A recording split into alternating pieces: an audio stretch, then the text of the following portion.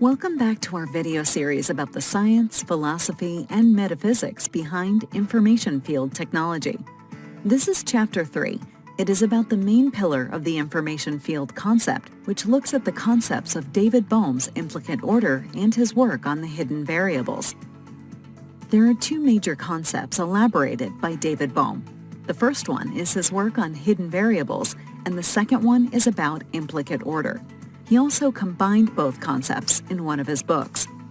In orthodox quantum theory, there are models of particles and waves as two complementary images of reality.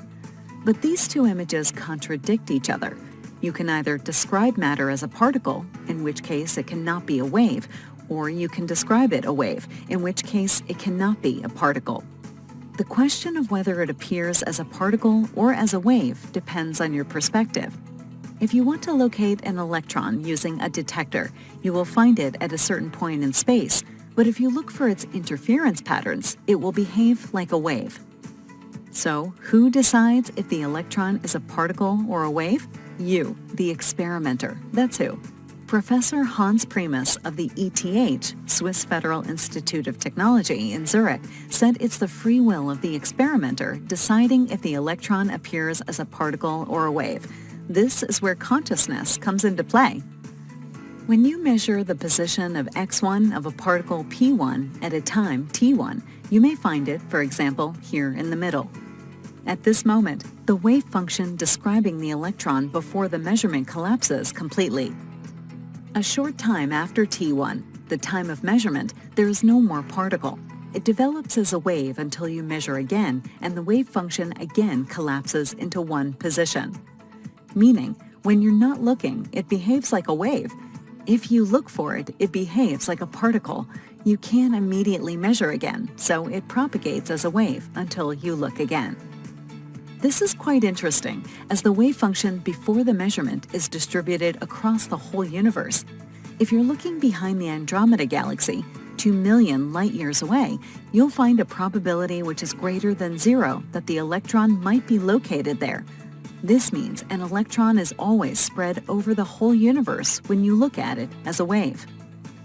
But in the moment of measurement, this monster of a wave function spread over the whole universe suddenly collapses and becomes 0 everywhere.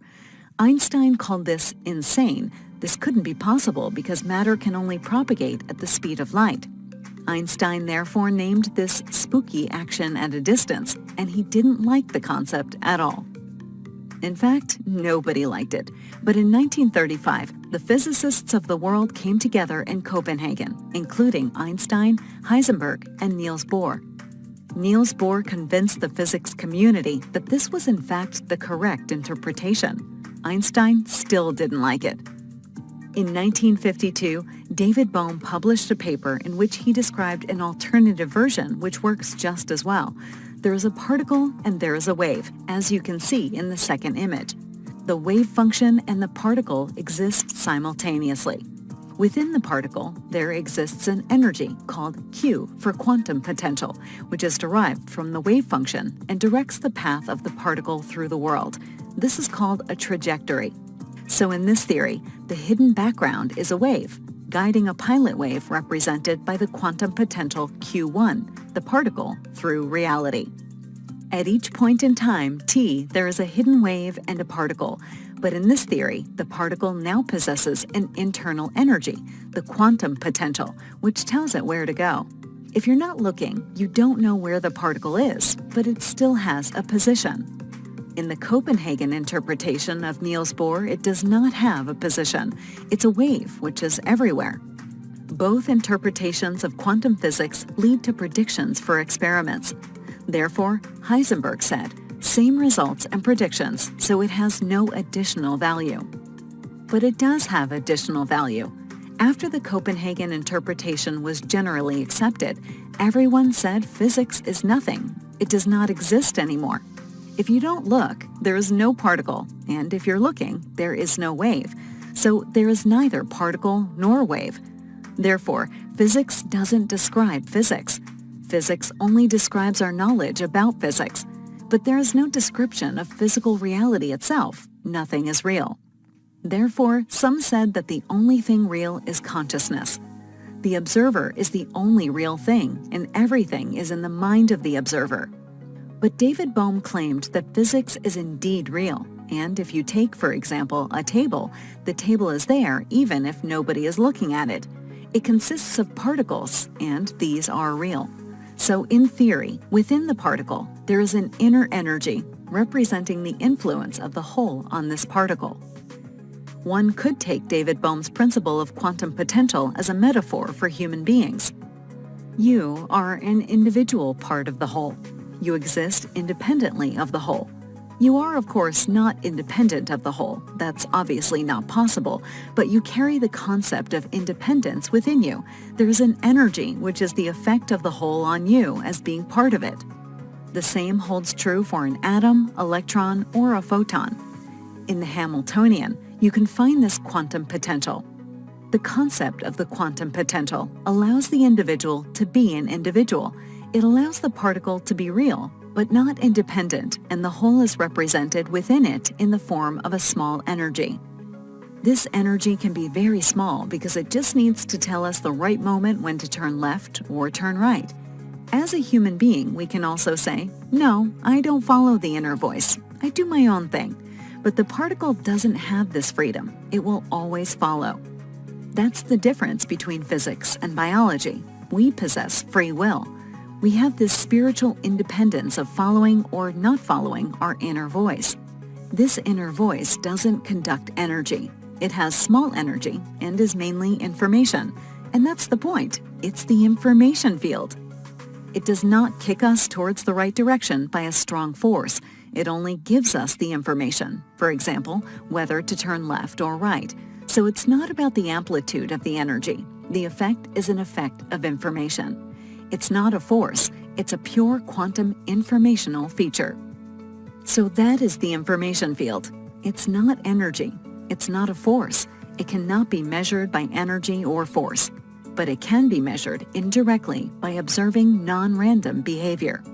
This is David Bohm's great contribution to the restoration of quantum physics as a physically realistic description of reality, whereas the Copenhagen interpretation by Niels Bohr, Werner Heisenberg, and others was an idealistic interpretation, which contains our knowledge about the world.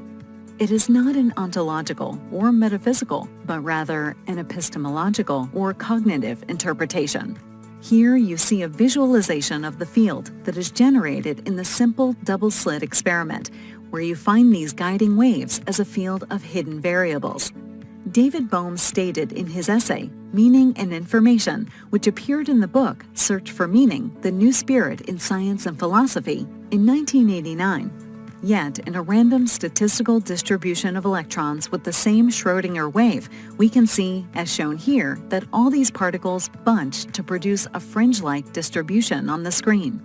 The field of information in the Schrödinger wave is thus reflected in the statistical distribution, and in this way, we understand how the dependence of each particle in this field of information brings about the wave-like behavior of a statistical distribution of such particles. So the concept of a field of information is the implicate order, or the field of hidden variables. In the first formula, you can see how the quantum potential, which can be interpreted as a representation of the information field, is mathematically written. In the second formula, the wave function is written in polar coordinates with a real and a complex part. The quantum potential is derived from the second derivation of the real part of the radius as the second spatial derivation. The second spatial derivation is the form of the trajectory of a particle. Finnish philosopher Professor Paavo Pilkinen, who worked with David Bohm for 10 years, once said, when Bohm reflected on the mathematical form of the quantum potential Q in the late 1970s, he noticed that Q only depends on the second spatial derivative of the amplitude r, meaning on the way r changes. This means that Q depends only on the form or shape of the quantum field. This form typically reflects the form of the environment, for instance, whether one or two slits are open in a two-slit experiment. This suggests that the particle is not being pushed and pulled mechanically by the quantum field, but rather that the particle is able to respond to the form of the field, or is literally informed actively by the information contained in the field. Note that this is information for the electron, not information for us. Thus, Bohm called this type of information active information. According to this, information is information for something or for someone. It is information for an electron. For us, it is not information. It's the information field of the electron. We each have our own information field, which William Miller Jr. called the pervasive information field. If there is quantum potential, you put it into the Schrödinger equation in the last formula, which the Copenhagen interpretation does not contain, and this makes all the difference. Here you can see David Bohm together with Jiddu Krishnamurti, a very famous Indian spiritual teacher. David Bohm met with him after he turned away from the idealism behind communism. Bohm stated, "But matter has now come to signify a totality of being, ultimately of a subtlety beyond all definable limits, and thus it may equally be called mind or mind-matter or matter-mind. In this one totality, meaning provides all being and, indeed, all existence. And this is the information field, where meaning and being meet." In an interview, David Bohm expressed how he envisions the super-implicit order. "I have an idea of an implicate order, and beyond that, a super-implicate order, and so on, to orders that are more and more subtle.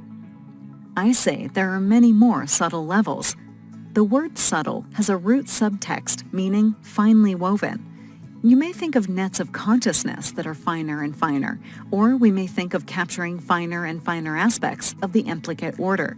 This could go on indefinitely. This figure shows how the infinite sequence of the implicate order converges towards a finite limit and forms the counterpart of a transcendental pole, which may be called self-consciousness.